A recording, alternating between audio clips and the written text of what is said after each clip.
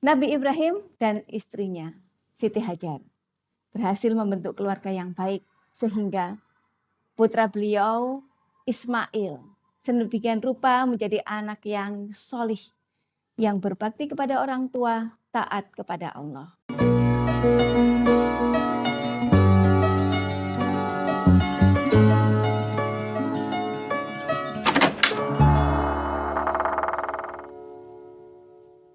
Assalamualaikum warahmatullahi wabarakatuh.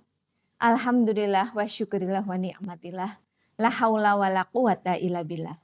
Asyhadu an la ilaha illallah wa asyhadu anna Muhammadar Rasulullah.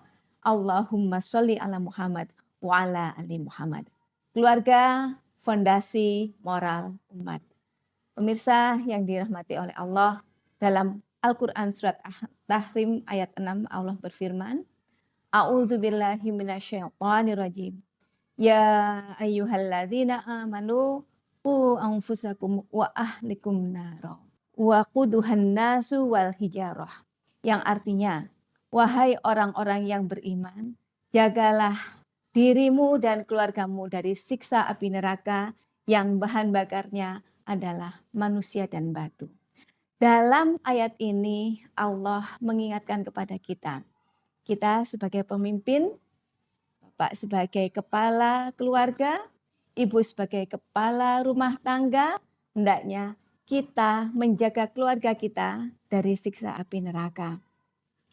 Contoh-contoh keluarga di zaman nabi-nabi yang bisa menjadi contoh teladan yang baik adalah keluarga Nabi Ibrahim. Nabi Ibrahim dan istrinya, Siti Hajar, berhasil membentuk keluarga yang baik sehingga putra beliau Ismail sedemikian rupa menjadi anak yang solih, yang berbakti kepada orang tua, taat kepada Allah. Tetapi ada juga Allah mencontohkan keluarga yang mendapatkan ujian dari para nabi kita, yaitu keluarga Nabi Nuh dan keluarga Nabi Lut. Istri dan anak-anak beliau lebih mengutamakan menolak perintah Allah, durhaka kepada Allah daripada taat kepada Allah. Maka pemirsa yang dirahmati oleh Allah, bahwa sebagai inti atau bagian terkecil dari umat, keluarga itu haruslah harmonis. Ada beberapa tips yang bisa kita terapkan pada keluarga terhadap anak-anak kita, bagaimana bisa membentuk keluarga yang harmonis.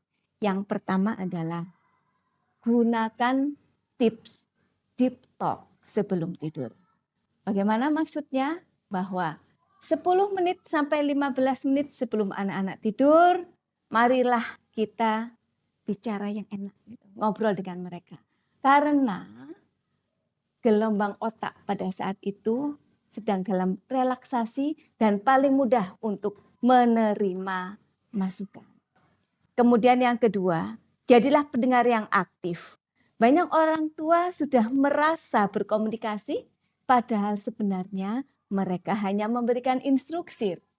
Maka apabila ingin menjadi pendengar yang baik, marilah kita letakkan gadget, letakkan semua aktivitas, tinggalkan semua aktivitas. Apabila anak ingin bercerita, fokus kepada apa yang dia ceritakan, dengarkan, berikan pendapat jika dia meminta pendapat, dan diamlah sebelum dia minta untuk diberikan pendapat.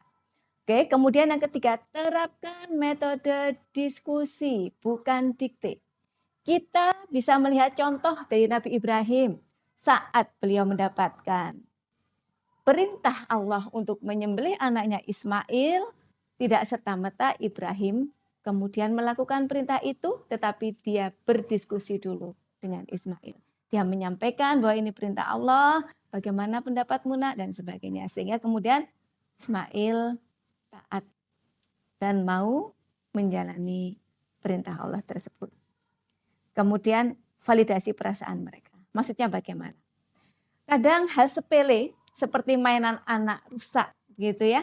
Nah, sebagai orang tua alangkah bijaksananya apabila kita tidak mengatakan seperti ini. Gitu aja kok nangis. Hindari kata seperti itu. Tetapi Bagaimana kita bisa mengalihkan dengan kalimat yang baik? Misalnya, ayah dan ibu tahu kamu merasa sedih karena mainan kamu rusak. Mari kita perbaiki. Kalau nanti gagal, mungkin kita bisa akan membelinya atau mendapatkan yang baru lain kali. Nah, dengan seperti itu, anak-anak merasa bahwa dia mempunyai kepercayaan, gitu. Ada tempat berteduh di mana dia bisa menceritakan kesedihannya kepada orang yang bisa dipercaya. Kemudian komunikasi lewat keteladanan.